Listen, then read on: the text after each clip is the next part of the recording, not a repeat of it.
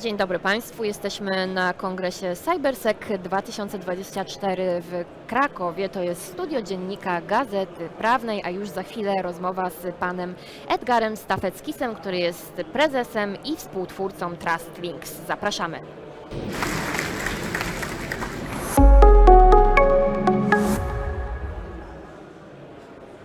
Witamy ponownie. Rozmowa będzie w języku angielskim. Good afternoon.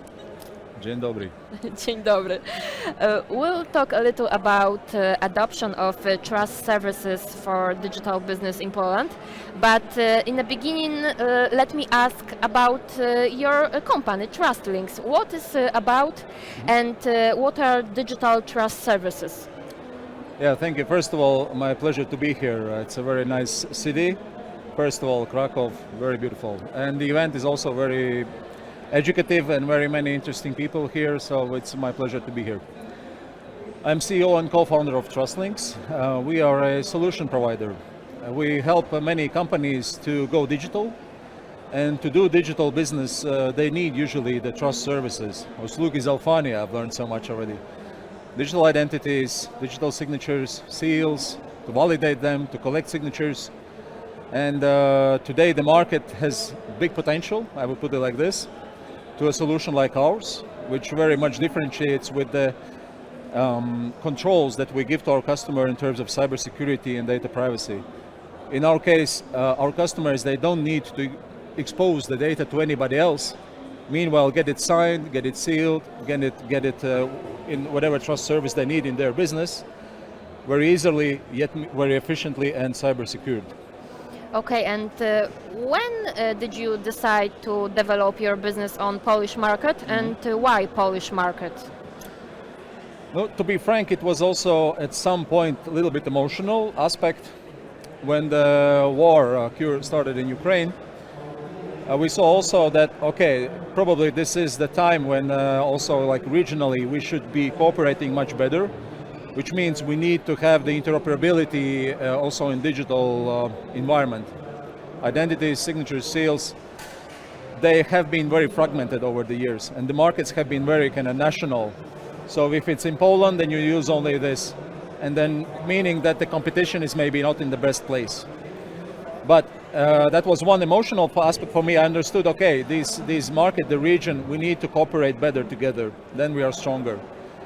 Otherwise, we saw that there is a huge potential in Polish market. You have digital wallets by the government, mObywatel as an example. You have Profil Zaufani, but more or less this is oriented to cooperation with government, right? But for a commercial sector, for private sector, it's a jungle there. You use different tools, different approaches. Qualified signatures are expensive and sophisticated, so you do everything to avoid them, which shouldn't be the case. The trust services should be commodity, and the people shouldn't pay for that. And we come from the region where this situation is like vice versa. 80% or more have an identity and signature tool, so meaning I can go and do business not only with government, but also in private sector with my own identity, which I control, the whole thing. We saw what was important for that to work, and we basically productized this experience, and now we're also coming to Poland, introducing also into the market here. Okay, you mentioned that when it comes to private business, this is a jungle. So what is your idea for developing this market and coping with this jungle and the potential of digitalization in Polish companies when it comes to these trust services? Yeah, when I say jungle, don't get me wrong. I mean, there are many good things in Poland. Just what we see that although there's many different there's been different approaches, and there are many reasons for that. First, when we talk with companies, first thing they ask, okay, if I will go to digital, like introduce a digital path, a digital process, digital onboarding, whatever, what about cybersecurity and data protection? Where is the data going, and what's going to happen? So in this sense, this is usually one of the first things that we hear. Next one, businesses are asking, okay, I would really benefit if I could do a qualified signing in my digital process. But will then users have the tools and the means to do it with me? And how much will that cost in the end? This is typical next block. And third, even if I do it, what about user experience? How will that work? We can introduce state-of-the-art technology, but it's sophisticated, lots of clicks and things, and people simply going to avoid it. And this is a big thing. This is what I mean by jungle, different aspects, and we've seen how to solve it. We are introducing option how to advance in it. In this case, we are coming with a technology that addresses these aspects based on nearly 60 projects, 60 customers, different size of companies, different industries, government, defense, banks, telcos. We've seen what is needed to be done to address those topics, and this is what we're then introducing to the market, hoping to. So this is a kind of craft services for companies. They are dependent on some features of companies. You have many options for different companies. Yep. In a nutshell, it's. I will go a little bit technical, if I may. Yes. So it's like a set of microservices that are doing specific job. Identify user, get this document signed. And in reality, we don't send out a whole document, but send also only hash value, meaning that documents are never leaving our customers' environments. They're investing so much in cybersecurity, and then in one moment the user takes the file out in the email or uploads it to a cloud service middleman, and all your investments in your technology are irrelevant because this is already out of your control.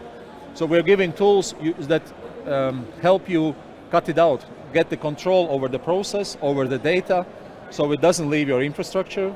The processes are automated to minimize the human factor, and to introduce such tools so that there would be adoption on the other side, that people can get a qualified signature free of charge and do this in a convenient way with you, with your company, with your business. So you get a shortcut to go much more digital, with all the associated benefits, meanwhile in a very cyber secure way. Okay, and what are the key challenges? I mean, is it achieving some goals when it comes to cybersecurity, or maybe this is convincing companies that they will have some benefits from your services? What is the key challenge? To be frank, I would say very often it's awareness of possibilities. There are, some, so to speak, traditions that have been there. There has not been too big competition, I would say, in this domain.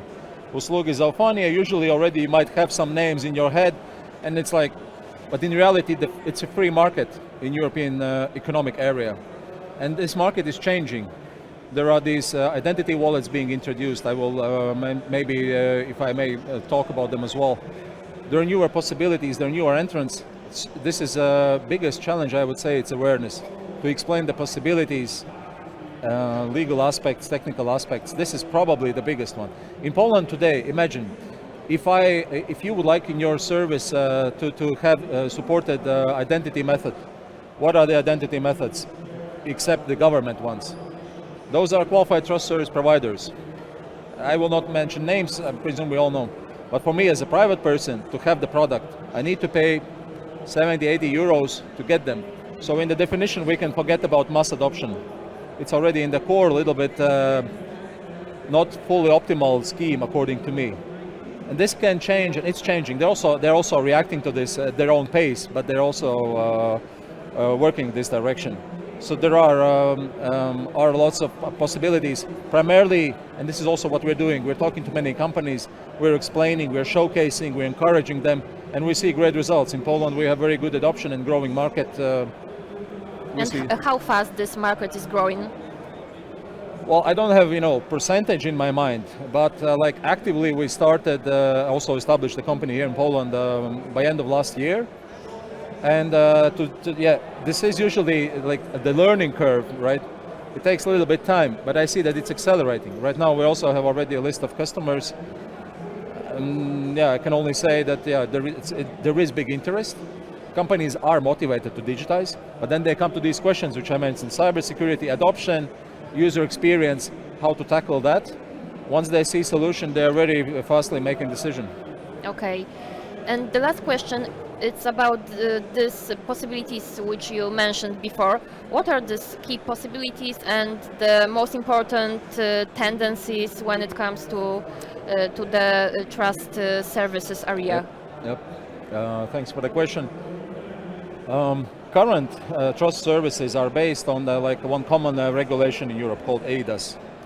It was a good idea but still with big potential. Now they are reintroducing a new version of this regula with new improvements, with new trust services, which would cover more possibilities for secure, compliant digital business. Now again, that will be a next wave of questions for companies how to adopt them into their business, right? Good thing in this case that there are players like us that translate it to a simple technical and usable like tools or solutions. So there are these ID wallets coming in. In a nutshell, it means quite a few new things. Not only identity, but also signature possibility. I don't know the final call, but very likely that the end users would not be paying for the signatures by design. Then there would be additional possibilities like attributes. You have now in mObyvatel list of documents like attributes in a way that you come to some service and you are not sending additional driver's license or something else, but you already can give these attributes to the service from your mObyvatel profile. Right now it's Polish only, but in Europe in general it's introduced as a trust service that, for example, I as a Latvian citizen originally, I could come to a Polish bank or car rental or a public administration and use my attributes coming from my origin of the data to give them to you. I come as a business, I would come to you to the service, I would log in not only as Edgars, but also as TrustLynx Polska board member entitled to register on the name of the company. So there will be more possibilities for the digital business in a simplified yet compliant and secure way. Okay, and let's hope that you will leverage these possibilities. Thank you for our conversation. Dziękujemy za rozmowę. Gościem dziennika Gazety Prawnej był pan Edgars Stafeckis, prezes i współtwórca TrustLynx. Dziękujemy.